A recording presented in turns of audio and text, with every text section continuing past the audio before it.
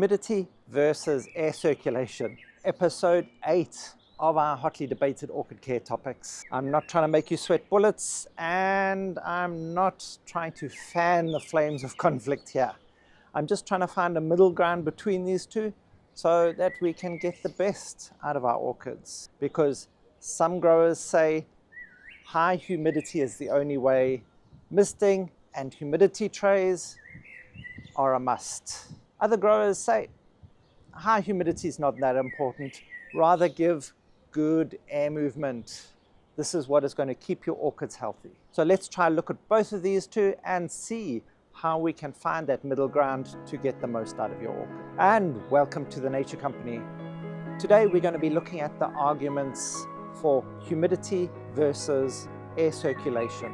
We'll be looking at the science behind it, and this will give you the solid foundation with which to build your strategies for growing orchids successfully. And stick around till the end. We'll give you a list of the different orchids that will suit those different humidity levels. If this is the kind of information you're interested in, please hit that subscribe button down below if you haven't already, and that notification bell to be notified of all our upcoming content so you don't miss out on a thing. Let's see if we can make sense of these different viewpoints and how to use them to benefit our orchids. Let's look at the case for high humidity. Orchids need moist air.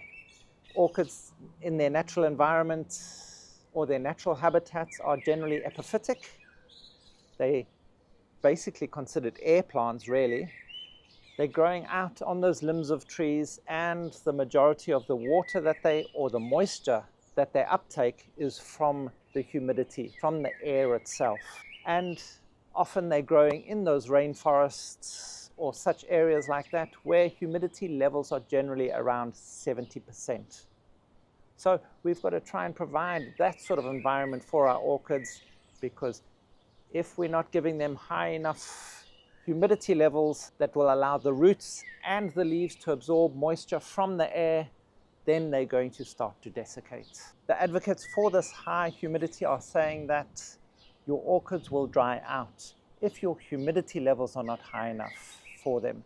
If the air is too dry, your transpiration and evaporation out of the plant is going to be higher than what the orchid is going to be able to absorb from the roots itself when watering happens.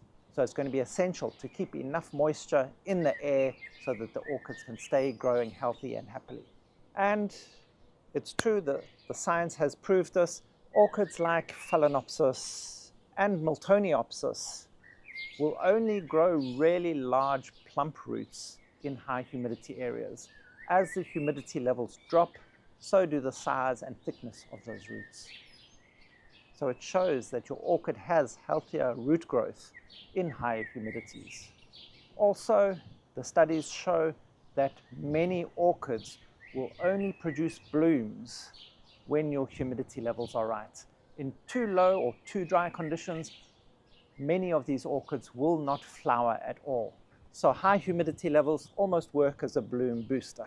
And what is going to be the best way of increasing our humidity levels? We can use evaporation trays that we place pebbles in and fill those trays just below the surface with water, and evaporation will take place off the top and produce a localized higher humidity, but ensuring that your orchid pots are not sitting in the water itself. They would need to be just above that water so we're not causing overwatering or possible root rot. Misting is also another way to increase the humidity levels, but it is only a temporary solution. Large growers can use foggers, but that's not necessarily available to all of us that are home growers, as fogging equipment is generally quite expensive, although it does provide an excellent way to increase your humidity levels, because those water particles in the fogging system are very, very small, which helps increase the humidity, but is much less likely to cause an overwatering situation.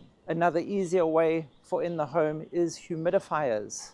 These are particularly useful in and around the home because a lot of people will use air conditioners or heaters during certain times of the year, which suck out all the moisture from the air and make it really difficult for your orchids. So by rehumidifying the air is going to help them a lot. So those humidifiers can be of great benefit. They can also provide a constant and regulated humidity to the areas. And then again, also by grouping your plants, by bringing your plants all together in one area, you're helping provide a small microclimate. Because as those plants transpire, they release moisture, and if you're keeping them all close together, you're providing a nice microclimate or a humidity dome for them, and it often provides a much more desirable climate for your orchids.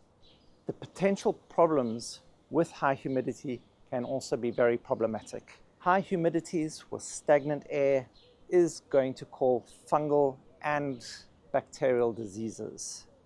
They love those sort of environments.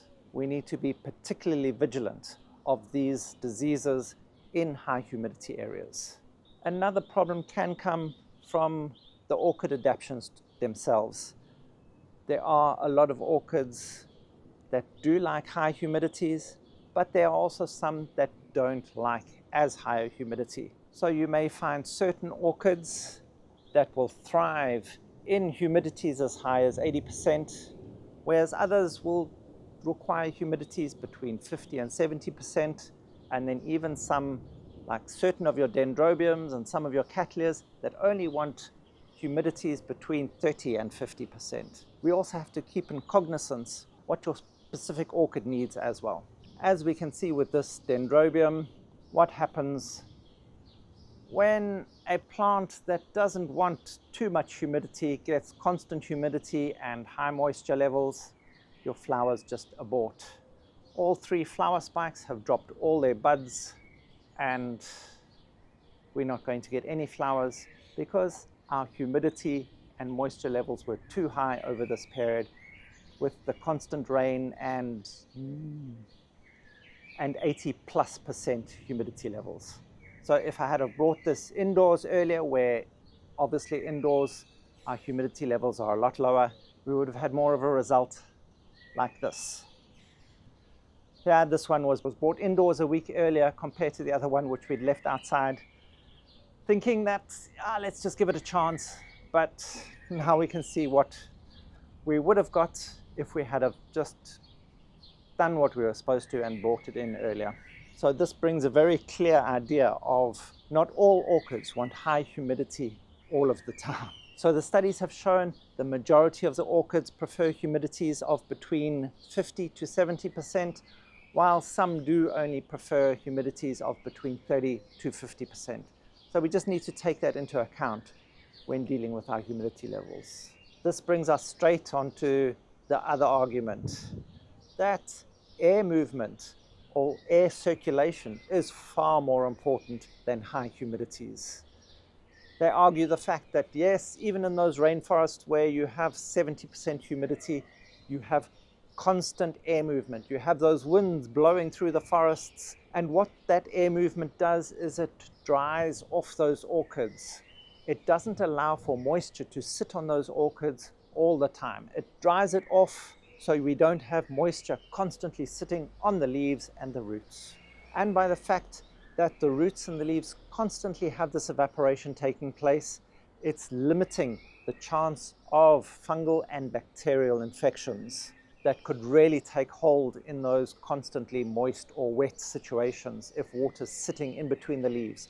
So it's going to help you avoid both crown rot and black rot. And we all know if you've got stagnant moist air and sitting water, these are going to be big problems. So with that constant movement of air across it, allowing for evaporation to take place, you're going to be avoiding most of those problems. It will help dry off the roots and those aerial parts of your plant, bringing fresh, clean air to it. Also, by having constant air movement on your plants, allowing them to wave around a bit, not necessarily huge big winds, but just good solid air movement, it helps your plants then produce sturdier leaves and stems, because plants react to certain stresses in the environment that will help them get stronger, and by having that air movement, it helps them build stronger cell walls, which will make a sturdier plant. So what are the best ways to improve your air circulation or the air movement in your area? Easy as just a small oscillating fan, even at low speed, just enough to move the air around so that none of the air in the area becomes stagnant. Also, you can ensure that you're in a well-ventilated area, next to a window or in a greenhouse with some vents, or even outdoors is obviously going to be the best choice. And if you're grouping your plants, try and avoid overcrowding. You still want to give your plants enough room so that air movement can take place between them and we're not having little pockets of still stagnant air. And what are going to be some of the disadvantages of too much air movement? For one, if your air is too dry, a lot of air movement is just going to desiccate your plant. It's going to draw moisture straight out of your plant through evaporation and transpiration, and you won't be able to water it enough for it to be able to grow properly. And with that increased drying from excessive air movement, your humidity levels may be incredibly low. And of course, as said earlier, humidity levels are important for many of the orchids to set bloom. So you may find none of your orchids may be blooming because you've got too much air movement and dry air, not allowing high enough humidity levels for your orchids to bloom. And perfect case studies for this are your mastivalias and your Miltoniopsis. They will refuse to bloom if your humidity levels are not high enough. And of course, the studies have shown that in areas with high air movement, you're going to have to increase your watering because of the evaporation and transpiration that's both going to take place out of the media and out of the orchid itself. So along with increased air movement comes the increased need for more water.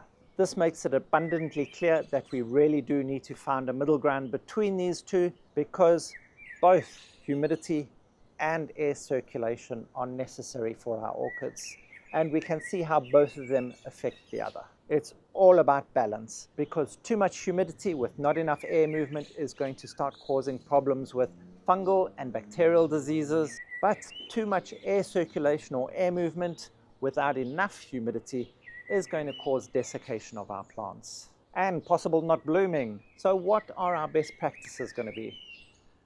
Generally, for the majority of orchids, keeping your humidity levels between 50 and 70% is going to be ideal. Of course, with things like mastivalias and Miltoniopsis, you may want to be 80%. And with certain cattleyas and lalias, you may want to go as low as 30 to 50%. So keep in mind the type of orchid you are growing. And with this, ensure that you have proper air circulation, whether it's by a ventilated window or with fans or in an open growing area. If you are in dry environments, try and ensure that you're using evaporation trays or humidifiers just to keep those humidities high enough for your orchids, especially in those problematic areas where heaters or air conditions are being used. And remember, always adjust these to suit your climate. In dry climates, try and increase your humidity. That's probably going to be more important. In humid climates, try and increase the airflow or air movement, as that will probably be the major problem that you will have. It's all a matter of trying to balance out your conditions. And feel free to share down in the comments below what your conditions are and how you are dealing with them. This way we can all learn from each other and find out what's going to suit our areas the best. And for those different orchids with those different humidities, high humidities are considered anywhere between 60 and 80%. That's going to be best for things like your mastivalias, your Miltoniopsis, your vandas. For the mid-range humidities, that's from around 50% to 70%. That's going to be for the majority of your orchids, especially those Phalaenopsis and Oncidiums. And then for those low humidities, that's anything from 30% to 50%. And there you're looking at things like some of those cattleyas and lalias that are specifically suited to those environments. And of course, some of those dendrobiums too. And if you need any further information on humidity or air circulation, Ed posts up a lot of information in that Buy Me a Coffee link down below. Go there, have a look. There's a lot of information available to everyone. There is some gated information available to members only. So don't be shy. Sign up, become a member, and grow like a pro. Thank you for watching. If you found any of this information helpful, please hit that like button, hit that subscribe button below, and that notification bell, bing bong, to be notified of all our upcoming content so you don't miss out on a thing. Help us grow as we help your orchids grow.